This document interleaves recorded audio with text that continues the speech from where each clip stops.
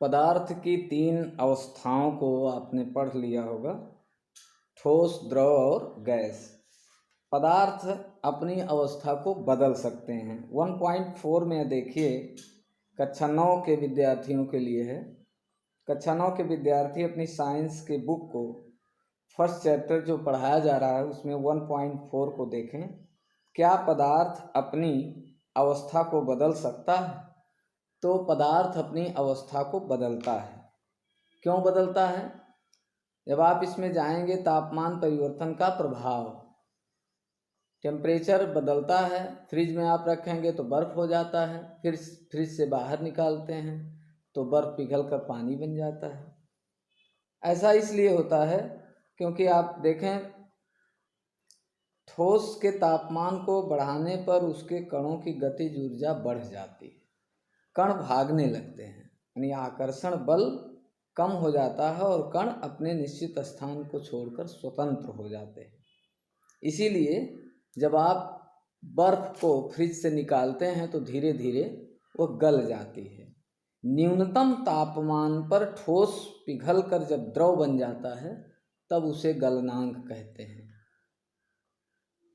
इस तरह बर्फ़ का जो टेम्परेचर है वो 0 है, 0 पर पानी बर्फ़ बन जाता है। लेकिन अगर 0.15 टेम्परेचर बढ़ जाए, जैसे आप फ्रिज से बर्फ़ निकाले, तुरंत 0.15 डिग्री बढ़ते ही वह पानी बन जाता है। इसलिए बर्फ़ का गलनांक 273.15 होता है। 273 का मतलब 0 डिग्री सेंटीग्रेड, अर्थात 0 पॉइंट से थोड़ा सा बढ़ने पर वह गलनांक के अंतर्गत आ जाता है। इसे गलनांक कहते हैं। तो इस तरह से ठोस से द्रव, द्रव से गैस, यह परिवर्तन पदार्थों का होता है। लेकिन कुछ पदार्थ ऐसे होते हैं जो बिना द्रव बने ही गैस में बदल जाते हैं। अगर ऐसा कुछ होता है तो हम उसको विज्ञान की भाषा में ऊर्ध्वपातन कहते हैं। अंग्रेजी में उसे एलिवेशन कहेंगे। ऊर्ध्वपातन की क्रिया होती है। ऊर्ध्वपातन क्या है कि अगर कोई ठोस पदार्थ टेम्परेचर बढ़ जाए, गर्म किया जाए और वह द्रव न बने, सीधे गैस बन जाए, तब हम उसे ऊर्ध्वपातन कहेंगे। देखिए, हम एक एक्सपेरिमेंट आपको दिखा रहे हैं। ये मोमबत्ती है और इस मोमबत्ती को आप जलाएं। देखिए, हम जला के दिखा रहे हैं। टेम्परेचर ये आपका स्पिरिट लैंप का काम करेगा।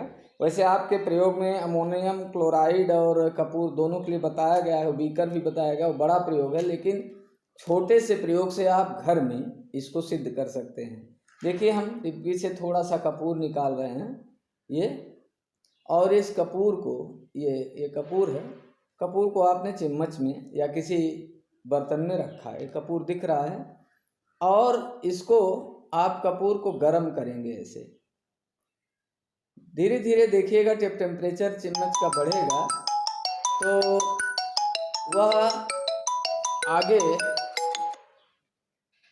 काफ़ी देर के बाद जब आप देखेंगे, इसको चाहें तो, अगर ऐसे नहीं हो रहा है तो इसको जल्दी गर्म करने के लिए आप फोड़ दें कपूर को।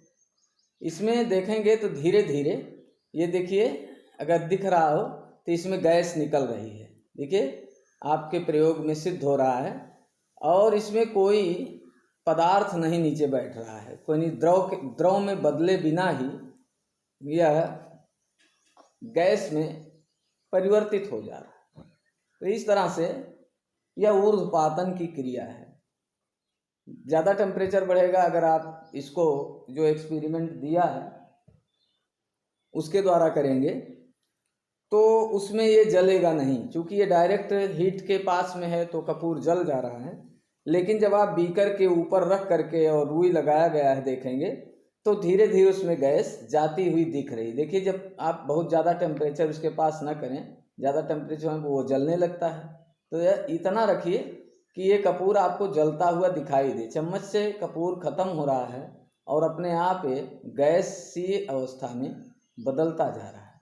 तो इस चीज़ को हम कहते हैं पदार्थ का ऊर्ध्वपातन, जिसमें ठोस बिना द्रव में बदले ही गैस की अवस्था में बदल जाता है।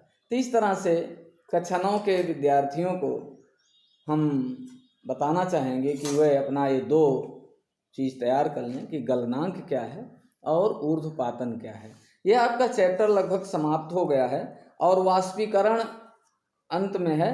वाष्पीकरण के प्रभाव के कारक टेम्परेचर बदलता है तो अपने आप वाष्पीकरण होने लगता है।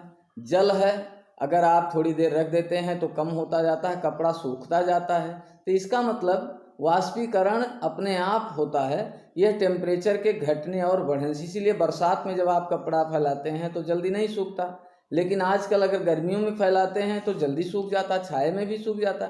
इसलिए कि ये नेचुरली टेम्परेचर बढ़ता है और टेम्परेचर बढ़ने से पानी अपने आप अपने रूप में गैस में बदल जाता है। टेम्परेचर बढ़ते ही वह पानी से गैस में यानी भाप में बदल जाता है। इसको हम वाष्पीकरण कहते हैं। वाष्पीकरण अधिक होने से निरंतर जब होता रहता है तो ऊर्जा कम हो जाती पदार्थ की। ऊर्जा पाने के लिए आसपास के कणों से वह कुछ अवशोषित करता है, ऊर्जा अवशोषित करता है, इसीलिए उसमें थोड़ी सी शीतलता आ जाती है। इसी कारण पदार्थ में शीतलता आती, पानी रखा हुआ जो रहता है वो शीतल हो जाता।